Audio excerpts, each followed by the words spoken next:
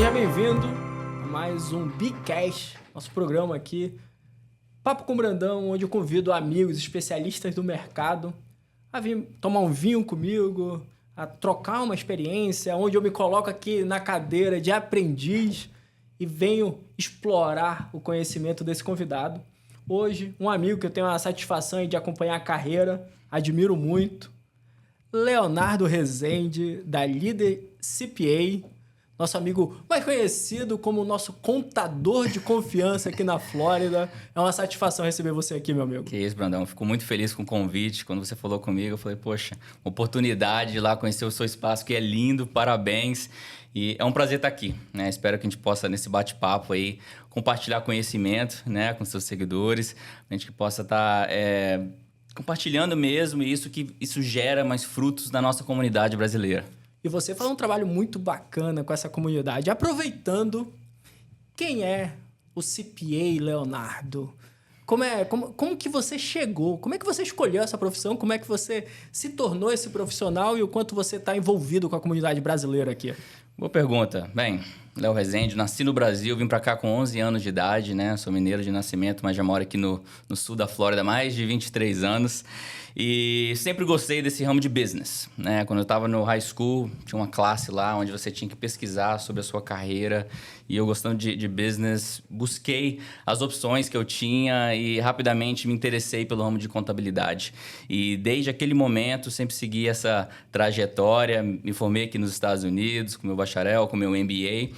E adquiri a licença de CPA, né? Que é Certified Public Accountant, que aqui nos Estados Unidos é a maior designação no ramo contábil.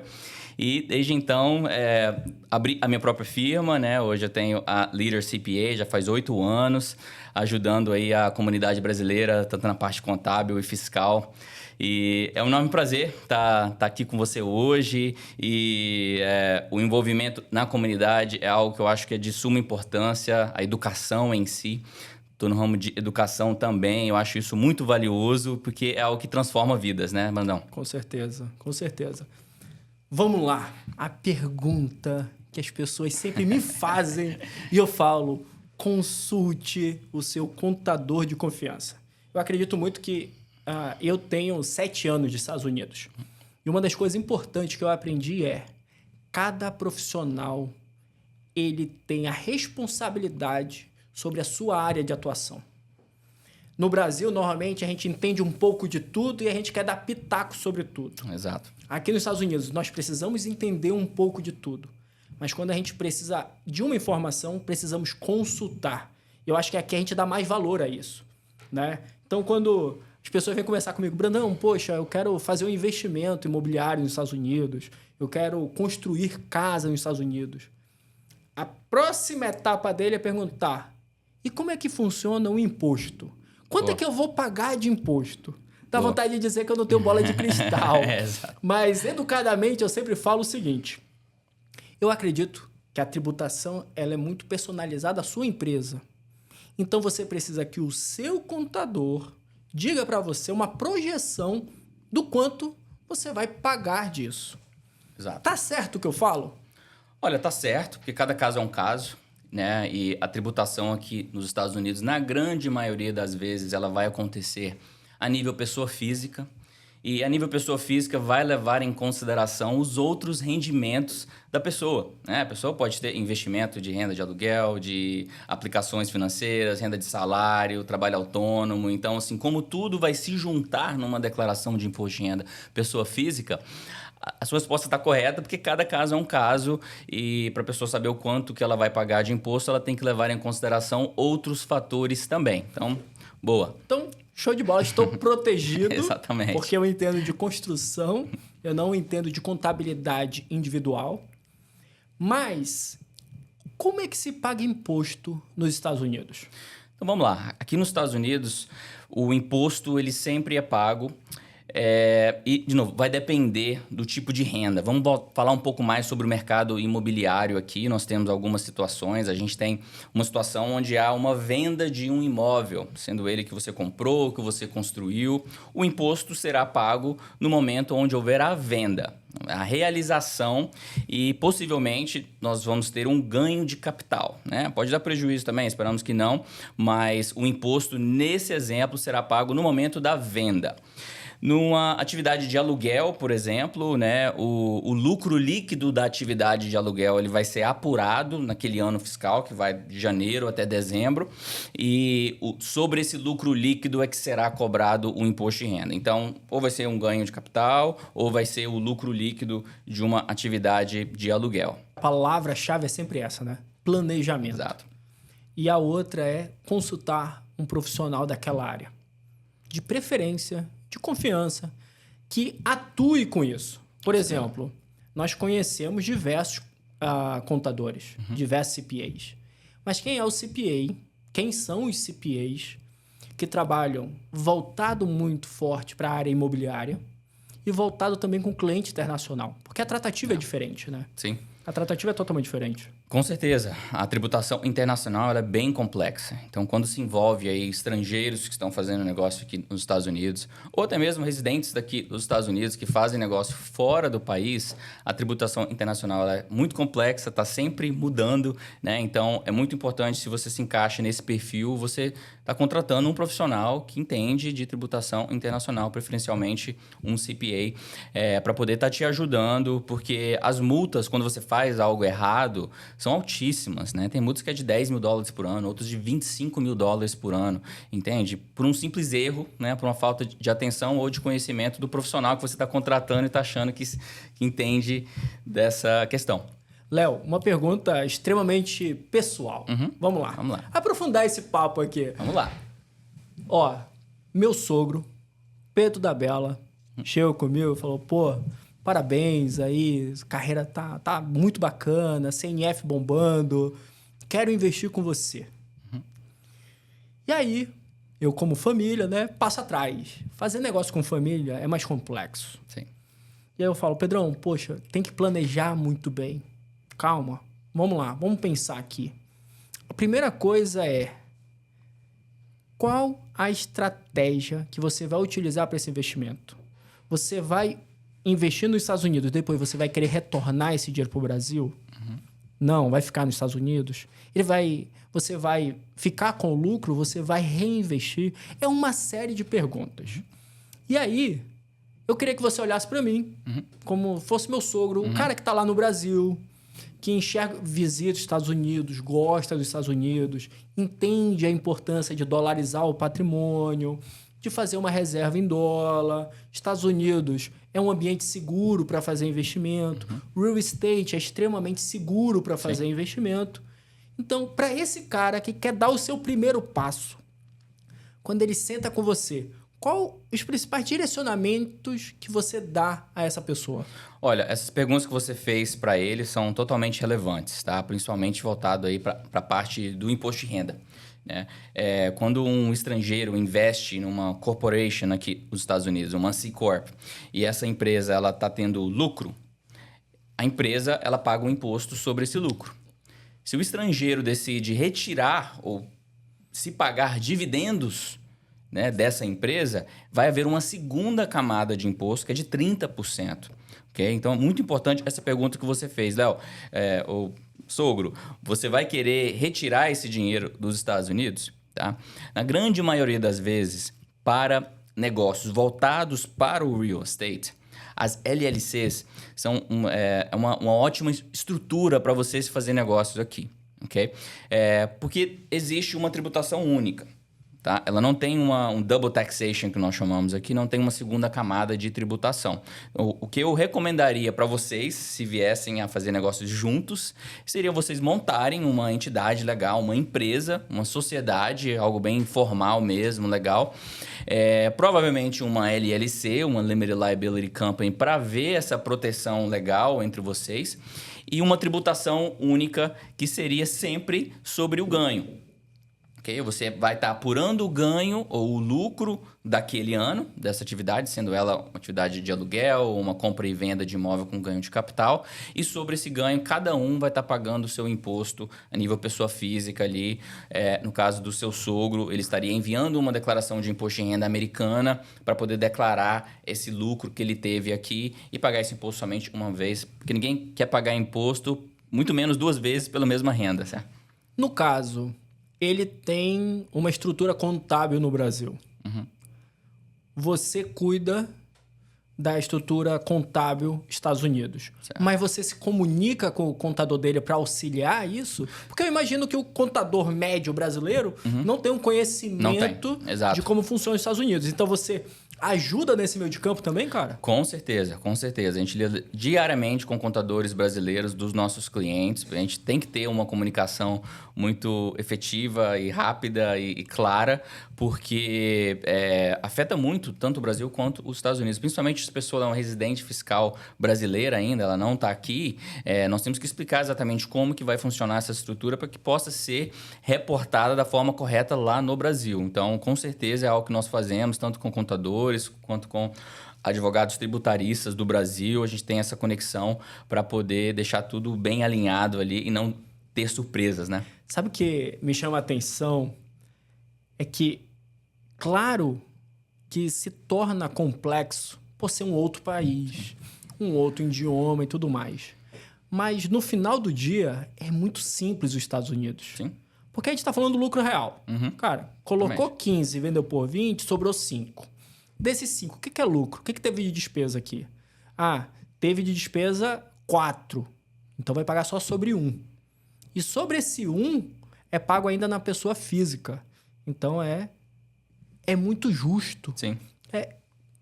Eu acredito que os Estados Unidos ele se torna cada vez mais viável essa oportunidade de proteger. O que eu falo pro meu pai? Falo assim, pai, imagina.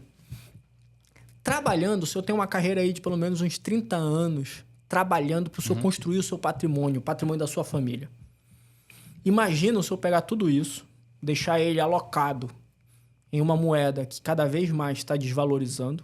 Então, se o senhor pegar os últimos 10 anos, ver quanto o senhor tinha de patrimônio, dolarizar o seu patrimônio e ver quanto é que é o seu patrimônio hoje dolarizado, ele não cresceu como cresceu em real. Então, quando a gente olha a nível global, perdeu. Perdeu dinheiro.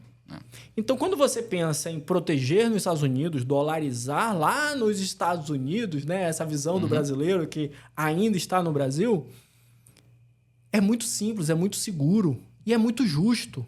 Que eu acho que para mim um grande termo, principalmente em relação à contabilidade, é justo. É justo. Eu concordo. Eu acho que contabilidade em si é uma linguagem global. Tá? Perfeito. Tem certos tópicos fiscais ali que mudam, certo? Não, vários, né? Que mudam de país para país. Aqui, nos Estados Unidos, voltando para a parte de real estate, sim, é algo justo, mas é algo também que requer uma atenção.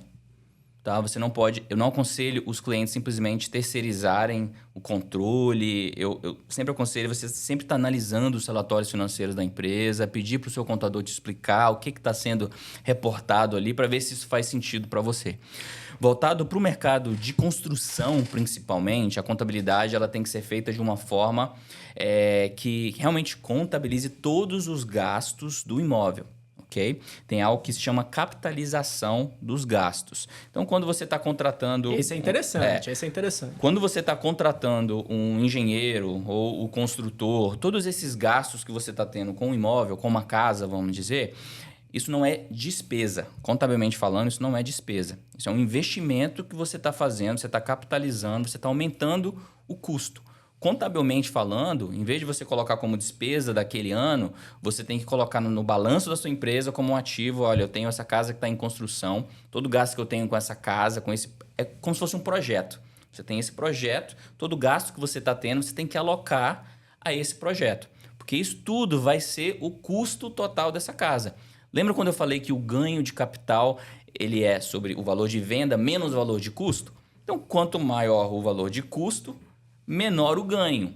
Então, muito importante você manter uma contabilidade bem precisa sobre o que você está gastando, tudo que você gasta com o imóvel, até que ele fique pronto e colocado em atividade comercial, você tem que estar capitalizando isso. Então, empresas que lidam com vários imóveis, né, ao mesmo tempo, essa contabilidade tem que ser bem certinha. Se você está gastando ali no Home Depot $100, você tem que determinar, ok, para qual casa que eu estou gastando isso, para qual projeto, porque isso vai afetar o custo daquele projeto. Então, contabilidade de construção, muito importante que você tenha um profissional que entende disso, porque realmente vai estar afetando o total do imposto que você tem que pagar.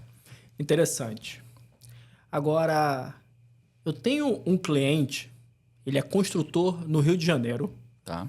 E ele está investindo conosco, está indo para o 4º projeto dele. Okay. Entendendo tudo isso que você falou, isso aí tudo é muito claro para mim. Mas eu fiz uma pergunta para ele na última visita que ele fez, que foi a seguinte. Nesse ano, nesse exercício, ele já veio 3 vezes aos Estados Unidos para ver a obra dele. Isso pode entrar no custo dele ou não?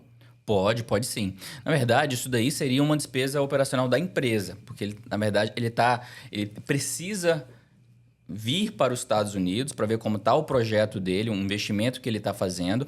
Então, isso entra como uma despesa operacional de viagens da empresa.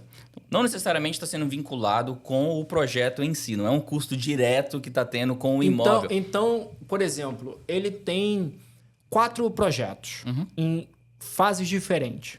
Não é custo de projeto, é custo a empresa que está tendo custo da vinda dele aqui. Porque a grande questão é o seguinte, como fazer tudo legal, tudo 100% correto, mas otimizar o máximo de imposto possível? Claro. Então, essas despesas, quando a gente fala de despesa, o que entra nessas despesas? Viagem, o que mais? Aí nós temos despesas com viagem, você tem despesa com marketing, você tem despesa com o contador, com o advogado, né? Isso são despesas gerais da empresa. Se ele aluga carro... Se ele aluga um carro, isso daí entra, passagem, né? Se ele tem um celular que ele precisa usar aqui nos Estados Unidos para poder tocar esse negócio dele, tudo isso entra como despesa. Se ele faz um seguro viagem, esse seguro viagem também entra? Se for diretamente se a viagem dele for 100% a negócios, a business, sim, ele conseguiria colocar como despesa da empresa. É interessante, porque isso são perguntas do dia a dia, né? Claro. Porque o cara vai pensar assim, não, pô, faz parte do meu custo. Mas, na verdade, não, faz parte do custo da empresa. A empresa, sim, ele está fazendo isso para garantir que a operação está acontecendo. Exatamente. Então, é fair, é justo. Aqui nos Estados Unidos, você consegue deduzir no seu imposto de renda toda despesa que seja ordinária e necessária. Esses são os termos que a lei tributária americana usa. Ordinária e necessária. Ordinária quer dizer o quê? Que é algo que é comum, uma prática comum na sua indústria, no seu segmento.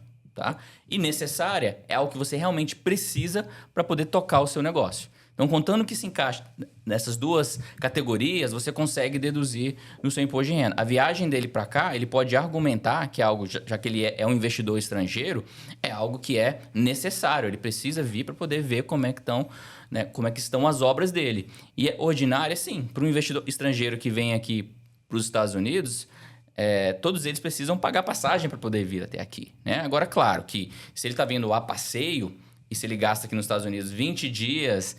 lá em Las Vegas e a propriedade dele fica na Flórida, fica difícil para ele argumentar que foi uma viagem a negócios. Léo, eu tenho 3 tipos de clientes. O cliente 1 é o cara que vai comprar para vender a casa. O cliente 2 é o cara que vai comprar para alugar a casa. E o cliente 3 é um cliente que tem uma estratégia já mais bem definida, que é o cliente que vai comprar. Quando a casa estiver pronta, ele vai financiar, porque ele vai colocar essa casa para aluguel, onde o aluguel vai pagar esse financiamento e esse dinheiro que ele tirou, ele vai continuar construindo. Nesses 3 exemplos aqui, como é que funciona a questão da tributação? Como é que ele paga o imposto sobre cada um exemplo desse? Vamos lá. Sobre o primeiro exemplo, a pessoa que ela está simplesmente comprando para poder vender, né? No momento onde ela vende o imóvel, ela vai pagar o imposto sobre o lucro líquido, ou sobre o ganho de capital na venda. Ela vai apurar o custo que ela teve, né? Essa vai ser a base. E ela vai ver o quê? Por quanto que eu estou vendendo? Por X, teve closing cost, teve gasto com title, tudo isso com despesa dedutível. Sobre a diferença, ela paga um imposto sobre esse valor, que é o ganho de capital dela. Perfeito. Okay? Simples e justo. Simples e justo, né? A não ser que ela faça o 1031 exchange, aquilo que eu falei uns minutos atrás, que é aquela troca. Ela pega esse lucro que ela teve, ela não quer pagar o imposto agora, mas ela tem que comprar um outro imóvel e sempre para investimentos como negócios, tá? Então, é isso que funciona nesse primeiro cenário. O segundo cenário, ele compra ou ele constrói, né? Ele tem os gastos para construir, o imóvel ficou pronto, ele coloca para alugar. Nessa atividade de aluguel, o imposto sempre será cobrado sobre o lucro líquido daquele ano. Ele vai apurar todas as despesas dedutíveis que ele teve, vai entrar despesa de depreciação, tudo isso será abatido contra a renda de aluguel que ele teve. Sobre o lucro, ele vai pagar o imposto sobre isso. Show. Terceiro cenário, ele vai construir, o imóvel vai ficar pronto, ele vai chegar para um banco e falar, olha, eu quero financiar, né? Ele vai pegar o valor do equity que ele tem, que basicamente é a diferença entre o valor de mercado e o valor que ele deve, né? Que nesse caso, zero ali, ele vai receber um montante. Esse montante que ele recebe do banco não é tributado. Uau! Tá? Ele vai Isso pegar... é interessante. Isso é interessante. É uma estratégia. Por quê? Claro, ele passa a ter uma prestação, um mortgage ali que ele tem que pagar. Pago pelo aluguel. Que está sendo pago pelo aluguel. Então, ele vai ter a renda de aluguel, ele vai ter despesas operacionais, o property tax americano, seguro, etc., manutenção, vai entrar despesas de depreciação, vai entrar também os juros desse empréstimo. Que também é custo. Que também são despesas dedutíveis. Exato, que vai reduzir o lucro. Então, esse é um outro ponto legal nessa estratégia que você está mencionando. É você poder deduzir os juros desse empréstimo que você tirou. Okay? Então, nesse caso, ele vai estar pagando imposto sobre o lucro líquido da atividade de aluguel. Ele vai pegar esse montante, ele vai investir em outro negócio. Aí é um ciclo, né? Ele pode fazer isso depois com outro também e continuar fazendo assim. Ele paga imposto sobre a venda do imóvel quando ele for vender. Ele vendeu, ele vai apurar o ganho de capital, que é aquele outro cenário que a gente mencionou. Para os meus clientes que desejam criar um portfólio de investimento imobiliário, a terceira estratégia é a melhor? Eu diria que é a melhor. Claro que cada situação é diferente. Nós temos aptitudes a risco diferente de cada pessoa, né? Com certeza, você pegar um empréstimo é algo que eleva o seu risco com o imóvel em si. Mas, claro, com mais risco também tem uma maior possibilidade de ganhos, né? Então, eu diria que para alguém que quer construir um portfólio em real estate, esse terceiro cenário que você mencionou seria o mais viável. Show! Agora, durante sua explicação, você usa um termo que é cotidiano nosso, que é depreciação. Explica mais como é que funciona a depreciação, quais são as estratégias utilizadas em relação à depreciação. Eu acredito ser uma excelente ferramenta de otimização de imposto. Estou correto em relação a isso? É uma ferramenta, mas também é algo que é obrigatório. Okay? A depreciação é a despesa relacionada com o custo do imóvel. A Receita Federal Americana e os estados também têm regras específicas que ditam o quanto que vai entrar como despesa relacionada com o custo do imóvel. Nunca é sobre o valor do imóvel, sobre o custo, sobre o que você pagou, tá? Existem regras como, por exemplo, a depreciação de um imóvel residencial, ela acontece em 27 anos e meio. De um imóvel comercial, são 39 anos. Uau! De um computador, nesse caso vai ser 5 anos. De um automóvel, 5 anos. Então, dependendo do tipo de ativo, você tem regras que definem o tempo de recuperação, que isso quer dizer o quê? A gente vai pegar o total do custo, a gente vai dividir por esse número de anos que o governo já determina e cada ano vai estar entrando uma despesa ali que vai te ajudar a reduzir o lucro. Agora, essa despesa, ela ajuda a reduzir o lucro, mas também ela reduz o custo base do imóvel ou do bem, do ativo em si. Por que isso é importante? Porque quando você vem a vender esse bem ou esse ativo, o seu custo vai ser menor, porque você já depreciou ele.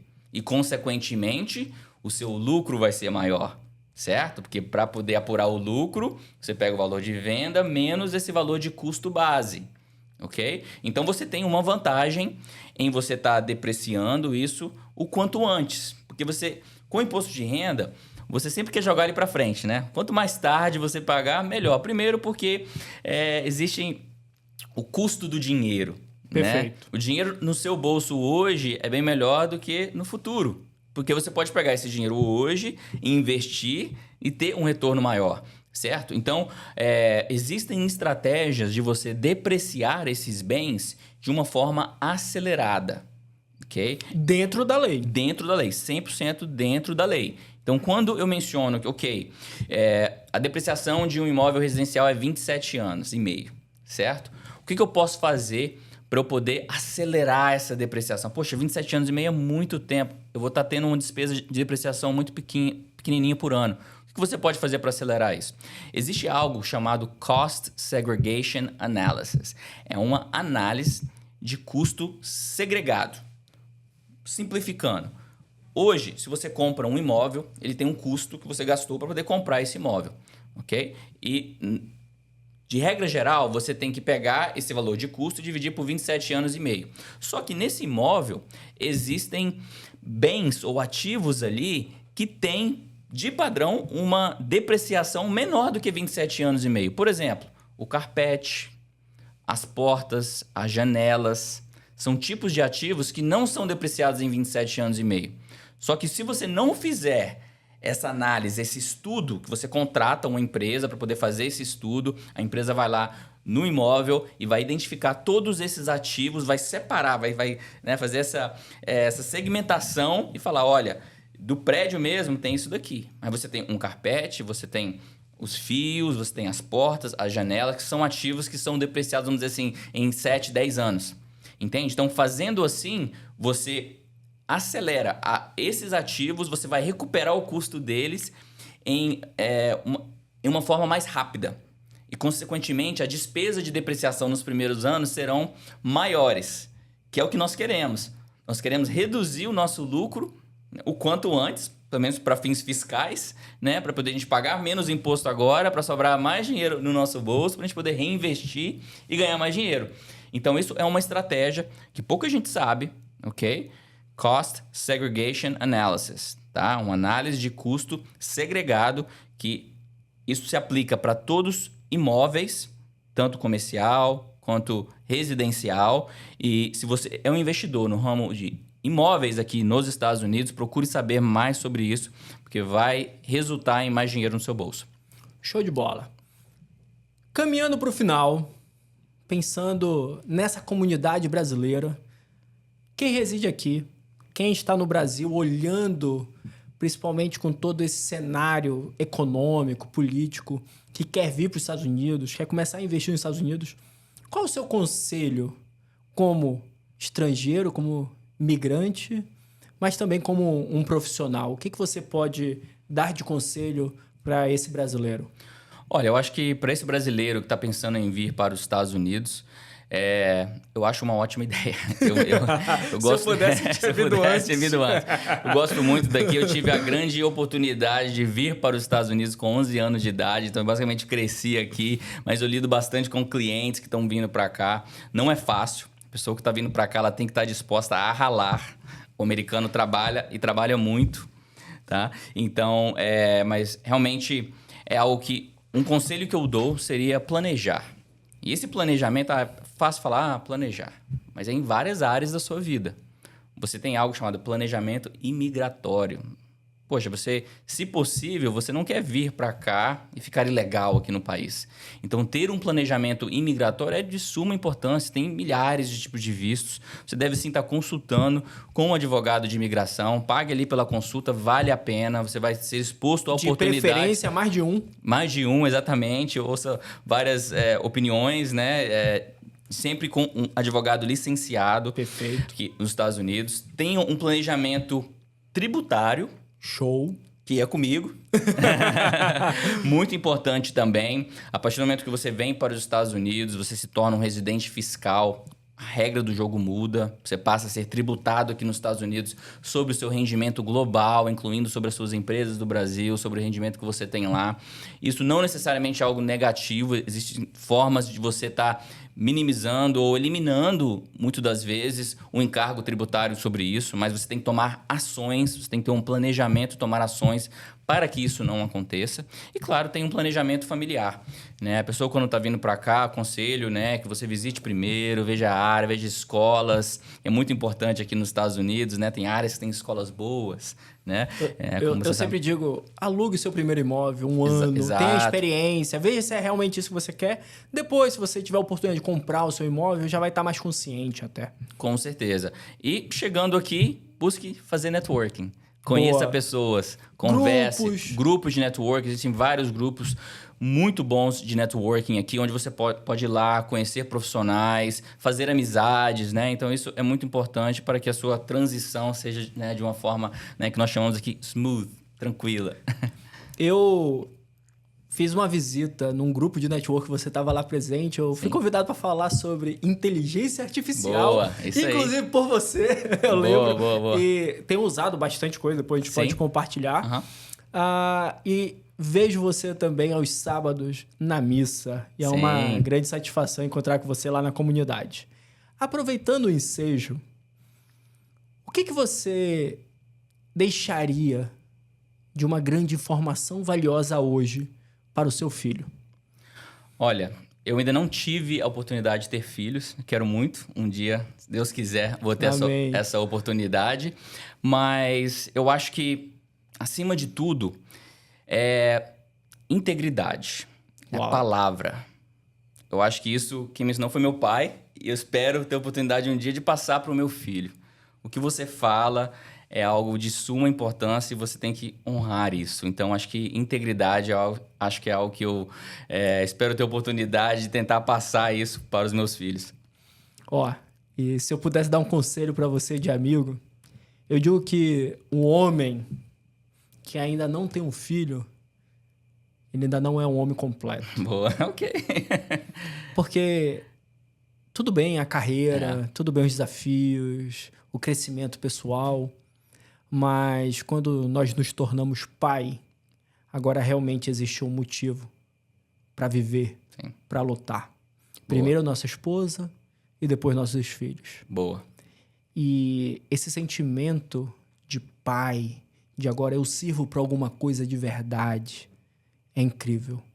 É uma grande mudança na vida da pessoa. E eu desejo isso para você o quanto antes. Ter esse sentimento de responsabilidade. Você é um cara incrível, um excelente profissional, mas você vai me entender quando você se tornar pai.